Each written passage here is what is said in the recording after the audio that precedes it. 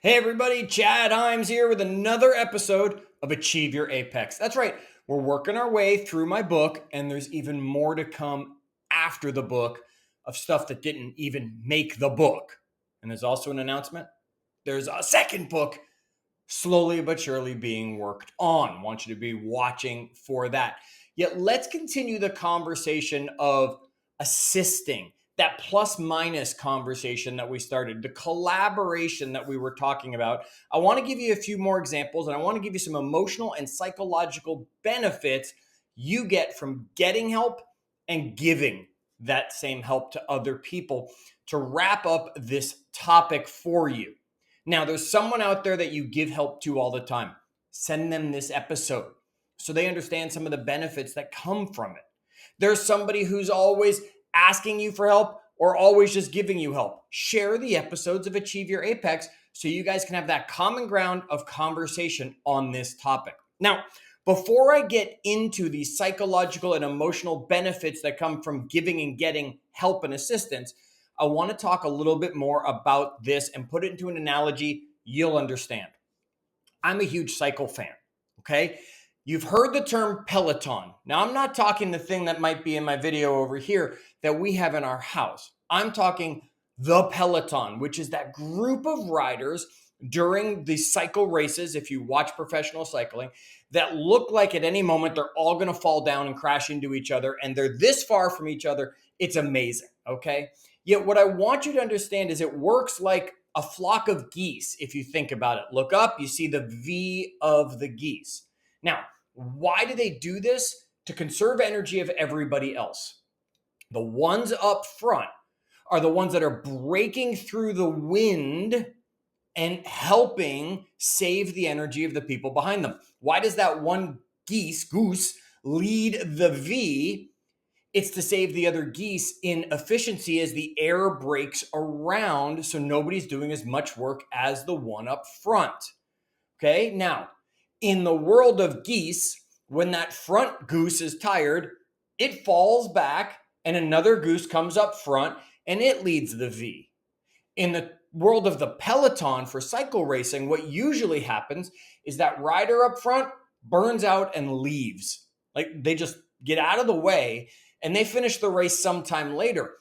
And their job is done. They were supposed to pull for 50 kilometers, maybe 100 kilometers on a flat, maybe only 3 or 4 kilometers straight uphill on some of that to conserve the energy of the people behind them.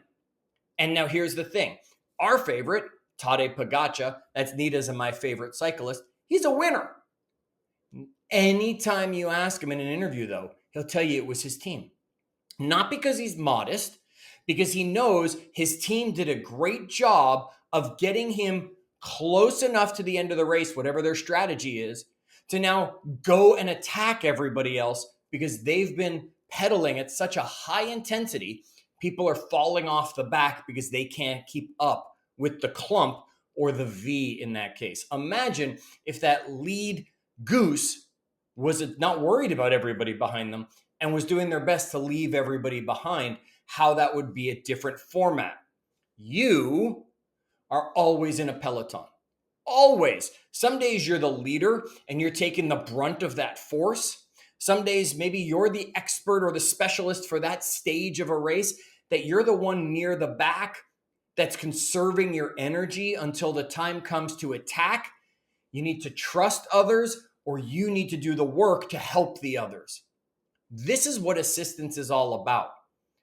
Wayne Gretzky, the assist leader, also is a goal leader. Okay? Understand that just because he's one doesn't mean you can't be the other. Now, Mr. Rogers, if you're of the right age, you remember Mr. Rogers very wonderfully, right? Mr. Rogers always told us to look for the helpers. This was a message he always said. He said, helping isn't just a choice. There are benefits that come from it, and acts of kindness release oxytocin, reduce stress, stuff we're going to talk about, and extend your life. And if you can help find someone that you can help, now all of a sudden the ripple effect happens, and what a better place we live in. And there is no time more than today that we need a better place sometimes to live in. Think about Walt Disney. Think about it. Have you ever been to Disney World? Have you ever watched a Disney movie? Have you ever, anything to do with Disney? If it wasn't for his brother, he wouldn't have had the money to have built Disneyland. And if it wasn't for Iwerks, he wouldn't have had an animator actually create Mickey Mouse. Yet who gets all the credit? Walt. He was the guy that had the idea, pedaled the hardest, and the other ones came through when they needed to help win the race. So I want you to be thinking about giving help, and I want you to stop being so stubborn about accepting help. And I'm going to give you some reasons you should. Psychological benefits of giving assistance to other people. Well, we all like to do it, right? So it boosts our happiness. When we can help somebody, we get dopamine, we get the natural high of, I was able to help. You achieve that, I was able to be a part of it, whatever that looks like. It reduces our stress because it reduces our cortisol levels because our dopamine levels are up. So we are calmer.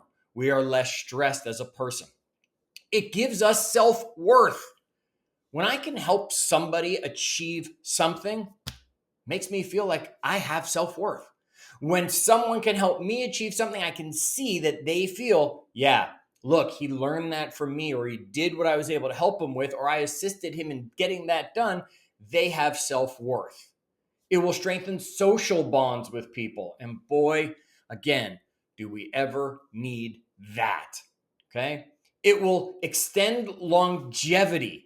And that is because less stress, more happiness, lower mortality rate. Think about that.